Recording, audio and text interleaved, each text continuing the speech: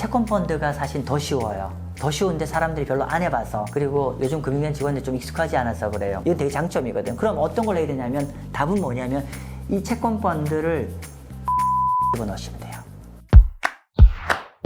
그러니까 채권 ETF 관심도가 굉장히 높은데 국내 투자분들이 왜 채권보다 채권 ETF를 많이 하시는지. 개별 채권보다 채권 ETF가 관심이 더 많은 건 아까 말씀드렸지만 거래의 편의성, 그리고 많은 정보.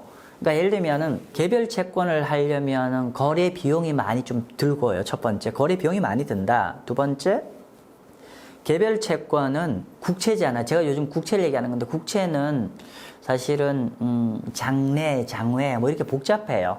그러니까 나중에 매수 매도도 물론 별 문제 없겠지만 좀 약간 좀 복잡한데, 채권 ETF는 아까 말씀드렸지만 기본적으로 비용도 주식 ETF 거래는 동일한 비용을 내고, 또 이 장내에서 그냥 사고 팔 수 있으니까 되게 심플하다 보니까, 그러니까 개별 채권만 하더라도 생각해야 될 거 변수들 꽤 많거든요. 근데 채권 ETF로 가는 순간에 표현이 과한데 그냥 가격 게임 하는 거죠, 사실은.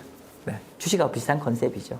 정리해 본다면은 한 1억 원까지는 채권 ETF로 진행을 하다가 자산이 좀 더 늘어나거나 자산이 이미 좀 높으신 분들은 그 이상의 금액들은 좀 안전하게 개별 채권으로 진행을. 그렇죠. 조금 더 부연 설명을 하면은 일정한 사이즈 1억 이상 되면 저는 이런 걸 좀 권해드리고 싶어요. 한 1억 미만들은 국내 상장 채권 ETF, 뭐 한국 채권이라든지 국내 상장 ETF로 하는 걸 권해드리고, 1억 이상이 되면 뭐 반드시 개별 채권을 하라는 뜻은 아니고 개별 채권도 좋고, 또는 아니면은 미국 상장 채권 ETF도 하면 좋겠다. 미국 상장 ETF는 말씀드린 대로 종합과 대상이 아니기 때문에 그런 대안도 같이 추가를 하셨으면 좋겠고, 오늘 제가 계속 설명을 안 하고 있는데 채권 펀드도 있는데 아무튼 그건 나중에 따로 설명드리겠습니다. 네. 궁금한 건 채권 펀드를 왜 따로 말씀 안 하시는 거예요? 채권 펀드는 조금 메커니즘이 좀 복잡합니다. 채권 펀드는 일단은 채권 펀드라 하면 일반적으로 전문가인 펀드 매니저한테 알아서 운영해 주세요 이거잖아요. 채권 ETF는 우리가 자 앞으로 금리 오를 것 같다, 내릴 것 같다, 자 금리 내릴 것 같으면 장기 채권 ETF를 골라서 투자를 하고, 앞으로 금리가 오를 것 같네? 그러면 아주 짧은 채권 ETF 고르고, 이런 판단을 우리 투자자가 주도적으로 결정하는 반면에 채권 펀드는 전문적인 운용력이라 하죠. 펀드 매니저가 그런 의사 판단을 하는 게 일반적 채권 펀드입니다. 그렇기 때문에 채권 펀드가 대박을 내지는 않습니다. 그런데 이런저런 투자 판단을 그 펀드 매니저한테 위임하는 컨셉이죠. 위임하는 컨셉이고, 그래서 사실은 중장기 투자자들은 채권 펀드가 좋습니다. 그러니까 채권 펀드가 좋은데, 문제는 채권 펀드가 핸디캡이 있어요. 채권 펀드는 같은 집합 투자인 채권 ETF보다, 채권 ETF는 인덱스 펀드 같은 거거든요. 채권 ETF는 우리가 딱 매매하면 3일만 돈 나오잖아요.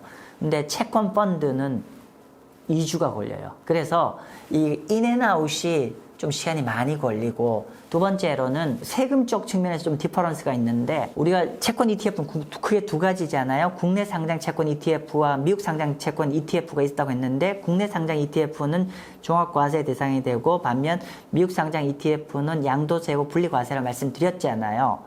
근데 국내에 설정되어 있는 모든 채권 펀드, 국내 채권 펀드, 해외 채권 펀드 모두 다 국내 상장 ETF와 동일하게 종합과세 대상이에요. 그러니까 절세 측면에서 핸디캡이 있다는 거고, 그래서 사실은 이제 채권 펀드의 장점은 전문가 집단이 내 돈을 알아서 잘 운영해 준다는 게 장점인데, 약점은 호흡이 너무 길다. 그러니까 우리가 매수하고 매도하는 이 시차가 많이 걸린다. 두 번째, 종합과세 대상이다라고 하는 게 핸디캡인데, 물론 금투세 시행되기 전 기준입니다. 자, 근데 분명히 장점은 전문가가 알아서 해주잖아요.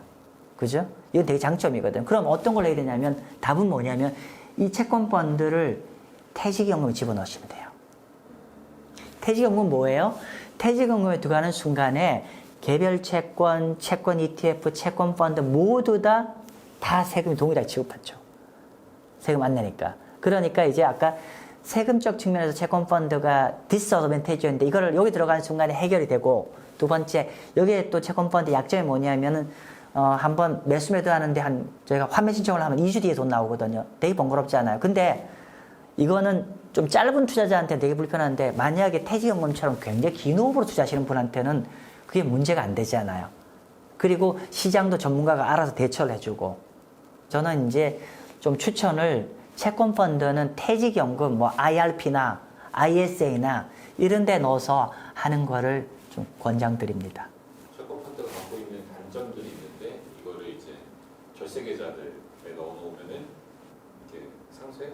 그러니까 세금적인 문제 해결하고 또 이쪽에 절세 계좌들의 공통점 호흡이 길거든요. 호흡이 긴 거한테는 딱 맞는 구조입니다. 그럼 채권 ETF는 그냥 MTS에서 살 수 있고 다 할 수 있죠. 개별 채권도 검색해서 사면 장내 채권은 그렇게 할 수 있고 장외도 마찬가지로 할 수 있습니다. 예, 맞습니다. 채권 펀드는 어디서 사요? 채권 펀드는 사실은 채권 펀드는 자 조금 더 얘기할까요? 채권 펀드가 사실 더 쉬워요. 더 쉬운데 사람들이 별로 안 해봐서 그리고 요즘 금융위원 직원들이 좀 익숙하지 않아서 그래요. 뭐냐면은 자 보세요. 채권 ETF와 개별 채권은 은행에서 하나요? 증권사에서 하나요? 증권사. 그렇죠. 증권사에서만 구매 가능하죠. 매매 가능하죠. 근데 채권 펀드는 은행, 증권 모두 다 가능합니다. 그러니까 기본적으로 은행, 증권 모두 다 상품이 다 라인업이 되어 있어요. 예, 그렇기 때문에 다 구매가 가능합니다.